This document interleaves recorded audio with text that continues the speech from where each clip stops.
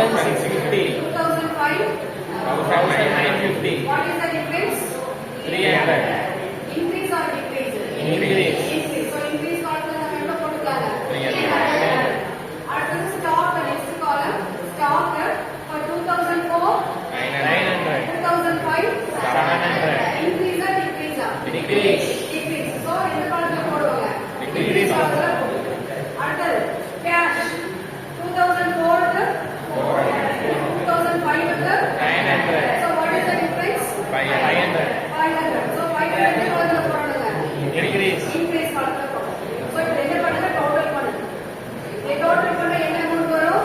2950. இந்த டோட்டல் பண்ண என்ன வரும்? 3550.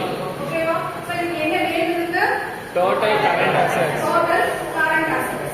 So next என்னன்னு பாத்தீங்கன்னா current liabilities. So current liabilities ல என்ன கொடுத்திருக்காங்க?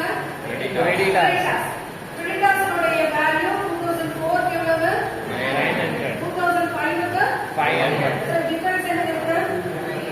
400. 900 400. 400. So 400 நம்ம மென்ஷன் பண்ணாம விட்டுட்டோம். அது எந்த காலத்துல எடுத்து போடுவாங்க?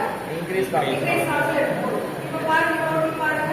அதே சேம் 900 எடுத்து போடுங்க. சேம் 500 எடுத்து போடுங்க. ஓகேவா? சோ இதுக்கு என்ன நேம் இருக்கு? Total current liabilities. Total current liabilities. இப்போ increase in working capital நம்ம கண்டுபிடிக்கணும் அப்படின்னா எதால லெஸ் பண்ணணும்? current asset current liabilities current asset ல இருந்து current liabilities லெஸ் பண்ணி காமிக்கணும். இப்போ பாருங்க current asset உடைய வேல்யூ என்ன? 950. so லெஸ் பண்ணா எவ்வளவு வருது? 2050. அதே மாதிரி 3550 ல இருந்து 500 லெஸ் பண்ணா 2050. இந்த ரெண்டு இயர்க்குள்ள டிஃபரன்ஸ் என்னங்க? 1000. இல்லையா? இப்போ இந்த 3000 and 3050 எடுத்து அப்படியே போட்டுக்கோங்க. ரைட்? இந்த 2050 இப்போ நீங்க இந்த டிஃபரன்ஸ் கண்டுபிடிச்சீங்க இல்லையா? எவ்வளவு டிஃபரன்ஸ் வந்திருக்கு? 1000 டிஃபரன்ஸ் வந்திருக்கு. இந்த 1000 ஆல ஆட் பண்ணுங்க. 1000 ஆல ஆட் பண்ணா எவ்வளவு வரும்? 3050. And you can understand this. So இதுக்கு என்ன நேம் இருக்கு? Increase in working Increase in capital. working capital. So current asset ல என்ன எடுத்துக்கோங்க இப்போ? Debtors, stock, cash. இத வந்து 2 வருஷத்துக்கு இன்கிரீஸா டிக்ரீஸா நம்ம கண்டுபிடிச்சிருக்கோம். அதையே கண்டுபிடிச்சத என்ன நேம்ங்க? Total current assets. அடுத்து என்ன எடுத்துக்கிறோம்? Current liabilities. கரண்ட் லைபிலிட்டிஸ்ல நம்ம என்ன பார்த்திருக்கோம்? இன்கிரீஸா டிக்ரீஸா பார்த்திருக்கோம். அது வந்து ஆன்சருக்கு என்ன நேம்? Total current liabilities. ஓகேவா? சோ இந்த வந்து வொர்க்கிங் கேபிட்டல் கண்டுபிடிக்கணும் அப்படினா கரண்ட் அசெட்ல இருந்து கரண்ட் லைபிலிட்டி நம்ம என்ன பண்ணி காமிக்கணுங்க? லெஸ் பண்ணி காமிக்கணும். ஓகேவா? இப்போ லெஸ் பண்ணி காமிச்சோம் அப்படினா 3050 3050. So next we can see the fund flow statement. நம்ம வந்து ஸ்டேட்மென்ட் பார்ப்போம்.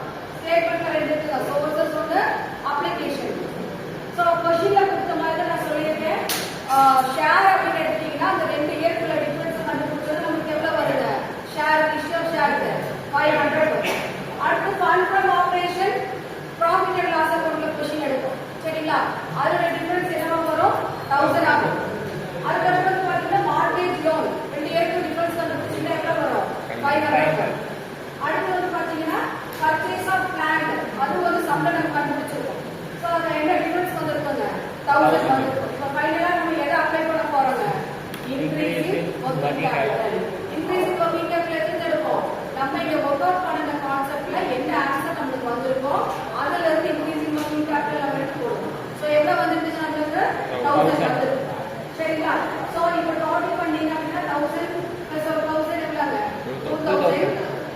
இது பாத்தீங்கன்னா 500 ஒரு 1000 மறுபடியும் 500 போட்டீங்கன்னா நமக்கு எவ்வளவு வருது? 2000. So fund flow statement sources காலமும் அப்ளிகேஷன் காலமும் ஈக்குவலா என்ன ஆயிடுச்சுங்க? ஜாலி ஆயிடுச்சு. இந்த சமயம் என்ன கண்டுபிடிச்சிருக்கோம்? ரெண்டே கான்செப்ட் என்ன